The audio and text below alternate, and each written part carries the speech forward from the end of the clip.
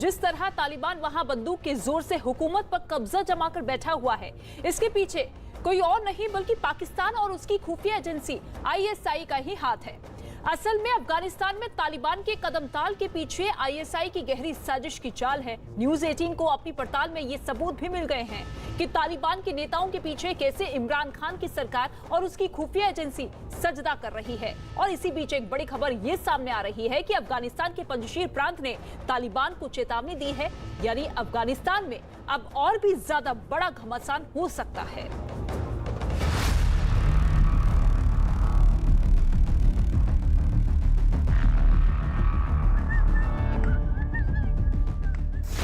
ISI की तालिबान से मिली भगत। ISI मुखिया का अफगानिस्तान दौरा। कंदहार में तालिबान लड़ाकों से मुलाकात। न्यूज 18 की एक्सक्लूसिव पड़ताल।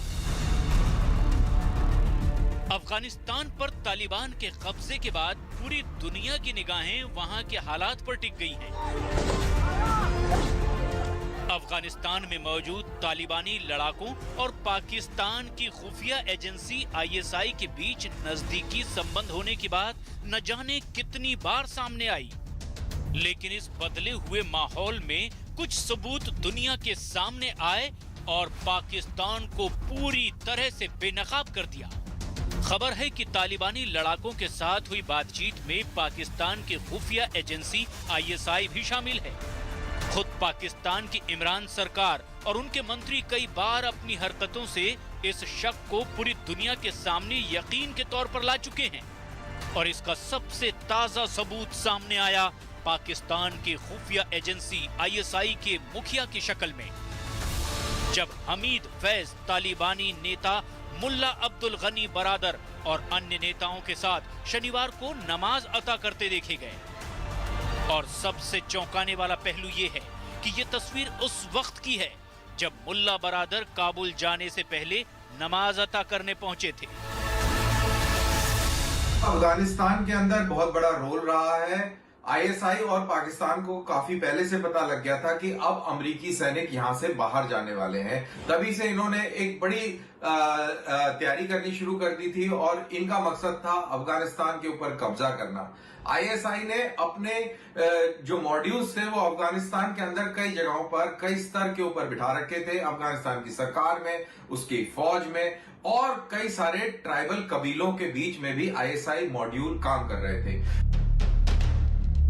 न्यूज 18 के पास कुछ ऐसी तस्वीरें हैं जो इस बात की गवाही देती हैं कि पाकिस्तान तालिबानियों के साथ मिला हुआ है और काबुल में नई सरकार के गठन में बराबर उनकी मदद कर रहा है।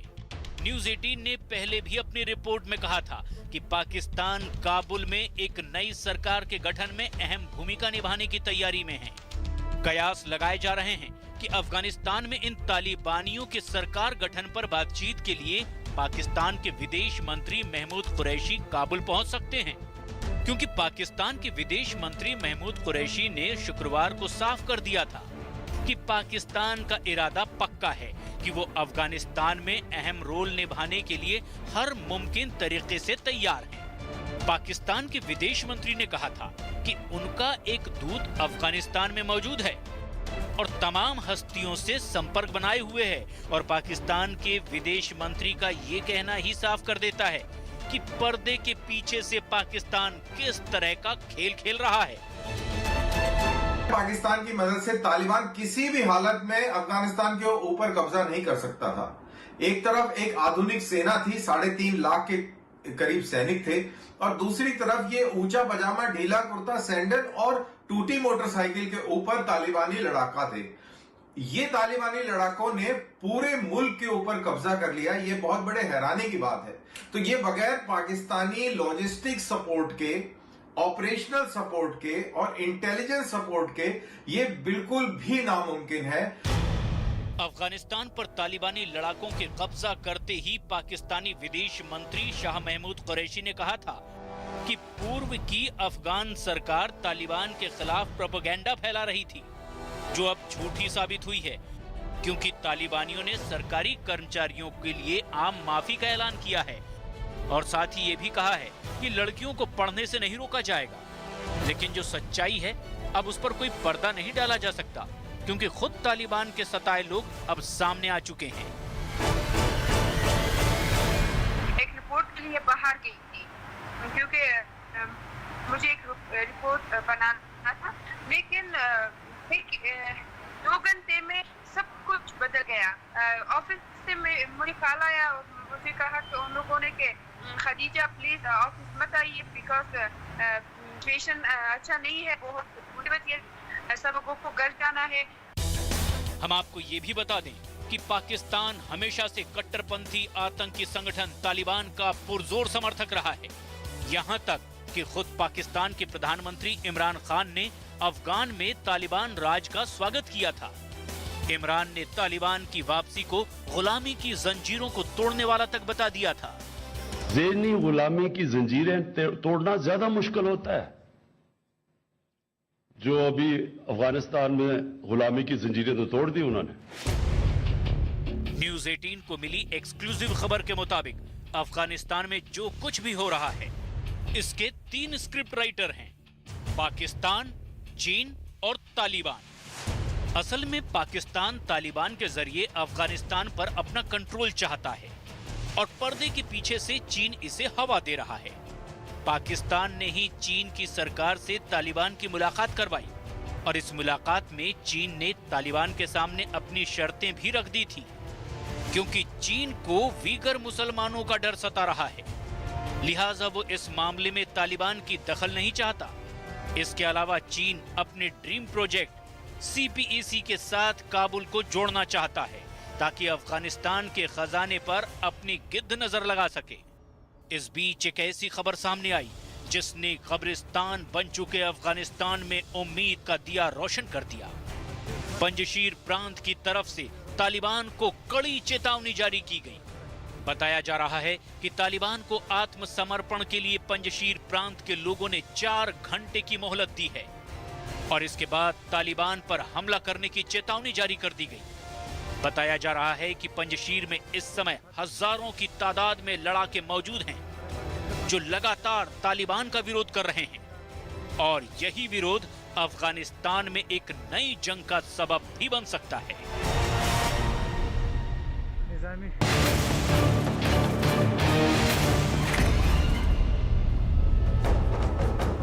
तो अफगानिस्तान पर तालिबान का कब्जा हो चुका है, लेकिन आने वाले वक्त में अफगानिस्तान की सूरत क्या होगी, नई सरकार की सीरत क्या होगी, तालिबान के वो कौन कौन से चेहरे हैं, तालिबान को वो कौन कौन से सरदार मिलेंगे जो अफगानिस्तान की नई सरकार बनाएंगे, आज हम आपको बताते हैं उन 5 चेहरों के बारे में जिनकी शह पर ही अफगानिस्तान में ये खून खराबा हुआ और जो आने वाले वक्त में अफगानिस्तान पर हुकूमत करेंगे।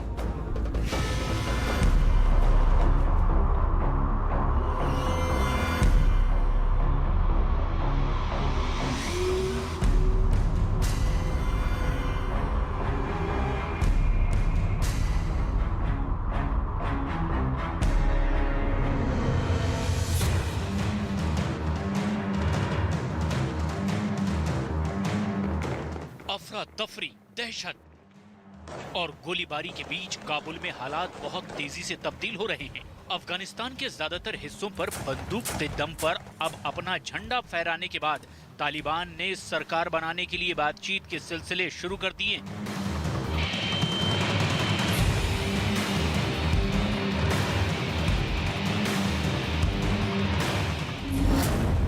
तालिबान सरकार में कौन होगा सरदार? कैसे चलेगी अफगानिस्तान में सरकार? तालिबान में सरकार का क्या है फ्रेमवर्क? अफगानिस्तान में नहीं होगा लोकतंत्र?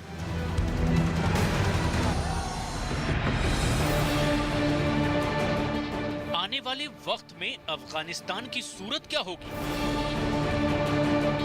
वहां तालिबान की नई सरकार की सीरत क्या होगी? तालिबान के वो कौन कौन से चेहरे हैं, वो कौन कौन से सरदार हैं जो अफगानिस्तान पर हुक्म चलाएंगे?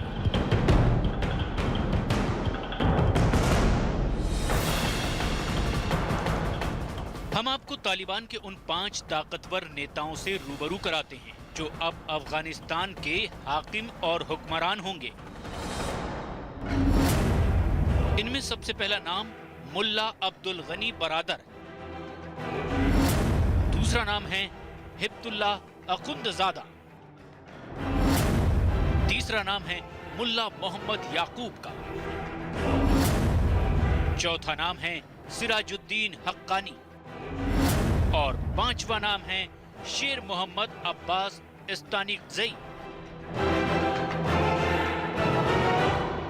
आने वाले समय में कि क्या ये पांचों लीडर्स नेता अपने आप में एकजुट रह पाते हैं या नहीं, बट फिर भी तालिबान में बरादर का जो रोल है, जो जिस तरीके का उसका रिस्पेक्ट है, जिस तरीके की उसकी लीडरशिप है, मुझे लगता है कि किसी ना किसी तरह बरादर की ही राष्ट्रपति के अपॉइंटमेंट पर ताजपोशी होगी।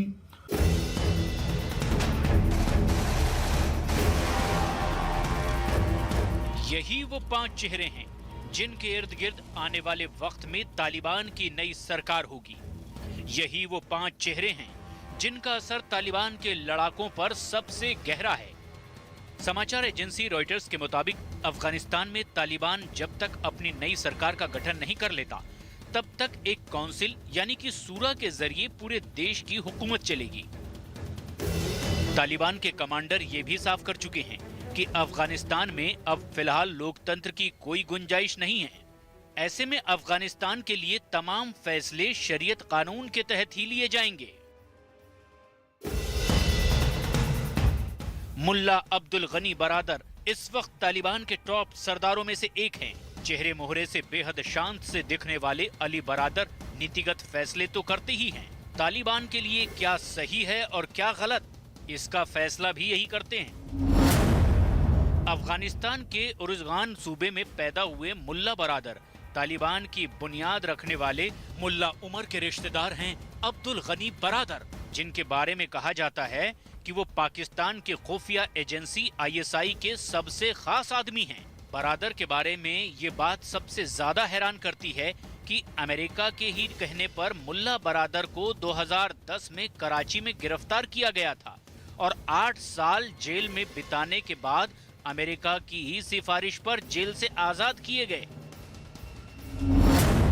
तालिबान की मौजूदा कमान हिब्तुल्लाह अखुंदजादा के पास है। उन्हें तालिबान का सुप्रीम सरदार कहा जाता है।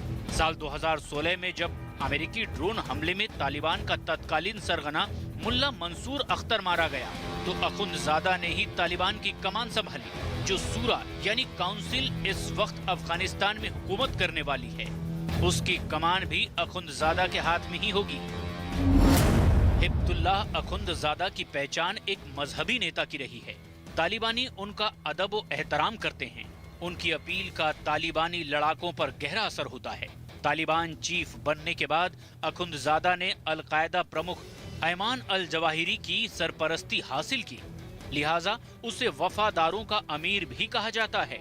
तालिबान के राजनीतिक, धार्मिक और लड़ाई के मामलों पर आखिरी फैसला अखुंदजादा ही करता है। मुल्ला उमर की मौत के बाद तालिबान संगठन को अखुंदजादा ने टूटने से बचाया। अफगानिस्तान में जिस तरीके से तालिबान ने उथल पुथल मचा रखी है, जिस तरीके से पूरा तालिबान कंट्रोल में है, उससे बड़ा क्लैरिटी लगती है कि उसका जो चीफ है बरादर, वही अफगानिस्तान की पॉलिटिक्स में सबसे बड़ा से रखेगा। चाहे पाकिस्तान को ये बात पसंद आए या ना आए, चाइना को पसंद आए या ना आए। तालिबान के सरदारों में सबसे कम उम्र का मुल्ला याकूब असल में तालिबान की नींव रखने वाले मुल्ला उमर का बेटा है, जो संगठन के तमाम फौजी ऑपरेशन का सरदार है। मुल्ला मोहम्मद याकूब को एक तरह से तालिबान का आर्मी कमांडर भी कहा जा सकता है। खुफिया रिपोर्ट में कहा गया है कि मुल्ला मोहम्मद याकूब ही अफगानिस्तान में तालिबान के हर ऑपरेशन को अंजाम देता है और उसी की इजाजत से तालिबान के लड़ाके कोई कदम उठाते हैं। यानी तालिबान लड़ाकों पर मुल्ला मोहम्मद याकूब का पूरा कंट्रोल है। मोहम्मद याकूब की उम्र करीब 35 साल है और वही तालिबान का असली वारिस है। मुल्ला मोहम्मद याकूब के बारे में कहते हैं वो बहुत ज्यादा बेरहम हैं। उसी के इशारे पर तालिबान के लड़ाके बेगुनाह और मजलूम लोगों पर जुल्म ढाते हैं। अगला नाम सिराजुद्दीन हक्कानी। तालिबान के टॉप कमांडरों में से एक रहे जलालुद्दीन हक्कानी का बेटा सिराजुद्दीन हक्कानी इन दिनों तालिबान के बड़े नेताओं में शामिल है और वही हक्कानी नेटवर्क चलाता है जिसे असल में तालिबान का सबसे बड़ा सहयोगी संगठन माना जाता है। हक्कानी नेटवर्क पाकिस्तान अफगानिस्तान सीमा पर तालिबान की वित्तीय और सैनिक संपत्ति की देखरेख करता है, यानी हक्कानी नेटवर्क ही तालिबान का असली इंतजाम अली है। पाकिस्तान का वफादार है सिराजुद्दीन हक्कानी। इसी ने आतंकियों को पाकिस्तान की फौज से ट्रेनिंग दिलाई। 48 साल का सिराजुद्दीन हक्कानी कितना बड़ा आतंकवादी है, इसका अंदाजा उसके सिर पर लगे इनाम से लगाया जा सकता है। उस पर 1 करोड़ अमेरिकी डॉलर यानी करीब 70 करोड़ रुपए का इनाम है। फिदाइन हमलों का उस्ताद भी है सिराजुद्दीन हक्कानी। अफगानिस्तान की सरकार बनाते समय चाहे हक्कानी नेटवर्क आगे आए और बढ़ चढ़कर हिस्सा ले, चाहे तालिबान ले, चाहे कोई भी और ऑर्गेनाइजेशन जो अपने आप में यूनाइटेड नेशन और वर्ल्ड के टेररिस्ट की लिस्ट में है, आतंकवादी रहे हैं, आतंकवादी का तगमा उनको हमेशा से लगा रहा है। जब भी वो अपनी सरकार बनाएंगे, चाहे मिली जुली बनाए, चाहे कैसी भी बनाए, वो अपने उस टेररिस्ट और उस कट्टरवाद कैरेक्टर से बाहर नहीं आ पाएंगे। अगला नाम शेर मोहम्मद इस्तानिकजई। इस्तानिकजई तालिबान का एक बड़ा नेता होने के साथ साथ संगठन का वो चेहरा है जो अक्सर तालिबान की ओर से होने वाली बातचीत में शामिल रहता है। साल 2001 में जब तालिबान के हाथ से सत्ता फिसली तो इस्तानिकजई ने देश छोड़ दिया और दोहा में रहने लगा। इस्तानिकजई को कट्टर मजहबी नेता माना जाता है जो 2015 में दोहा में मौजूद तालिबान के सियासी दफ्तर का मुखिया बना। अमेरिका के साथ हुए शांति समझौते में भी ये शामिल था। इस्तानिकजई के बारे में मशहूर है कि 70 के दशक में अफगान सैनिकों के साथ देहरादून में IMA से ट्रेनिंग ली थी। बेहद पढ़े लिखे इस्तानिकजई का पाकिस्तान की खुफिया एजेंसी ISI से नजदीकी रिश्ता है। काबुल में मौजूद अफगानिस्तान के प्रेसिडेंट पैलेस पर अब इनमें से किसी एक का ही कब्जा होगा, लेकिन वो कौन होगा, बस इसी बात को तय करने के लिए तालिबान के बड़े नेताओं के बीच बैठकों का सिलसिला चल रहा है। सबसे दिलचस्प बात यह है कि इन तालिबान का विरोध करने वाला दूसरा गुट भी अलग अलग बैठक करके अपने लिए सियासी भूमिका की तलाश में जुटा हुआ है।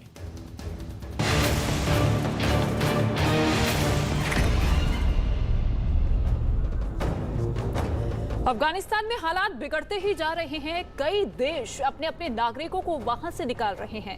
भारत सरकार ने भी अपनी वायुसेना के जरिए मिशन एयरलिफ्ट शुरू किया और अपने विमान C-17 ग्लोबमास्टर के जरिए 168 यात्रियों को काबुल से बाहर निकाल लिया है। सबसे राहत की बात तो ये है कि काबुल से बाहर निकलने के इस मिशन में अकेले भारतीय ही नहीं है, बल्कि वो जरूरतमंद अफगानी सिख भी है जो किसी भी सूरत में वहां से निकल जाना चाहते हैं, और उनकी मदद की भारत सरकार ने।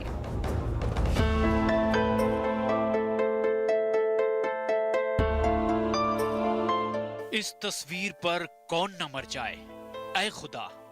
वाकई हिंडन एयरपोर्ट की इस तस्वीर में इंसानियत के लिए एक ऐसा पैगाम छुपा है जिसे देखकर किसी भी नेक दिल इंसान के चेहरे पर मुस्कुराहट खेलने लगे और आंखें पानी से भीग जाएं। भारत का मिशन एयरलिफ्ट।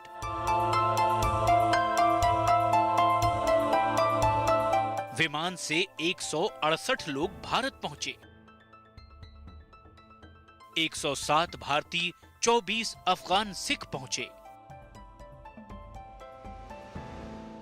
पूरे अफगानिस्तान में चीख, दर्द और बेबसी का माहौल है, मगर इसके बीच भी राहत की खबर यह है कि भारतीय वायुसेना ने मिशन एयरलिफ्ट के तहत सुरक्षित रूप से 168 लोगों को एयरलिफ्ट कर लिया है।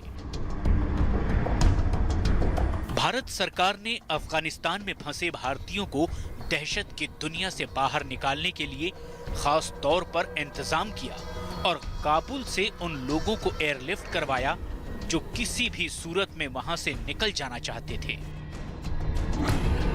हिंडन एयरबेस की ये तस्वीरें गवाह है कि यहां भारतीय वायुसेना का C-17 ग्लोब मास्टर विमान अफगानिस्तान में फंसे हुए भारतीयों को लेकर पहुंचा था। पहली तस्वीर हिंडन एयरबेस पर वायुसेना के विमान के पहुंचने की है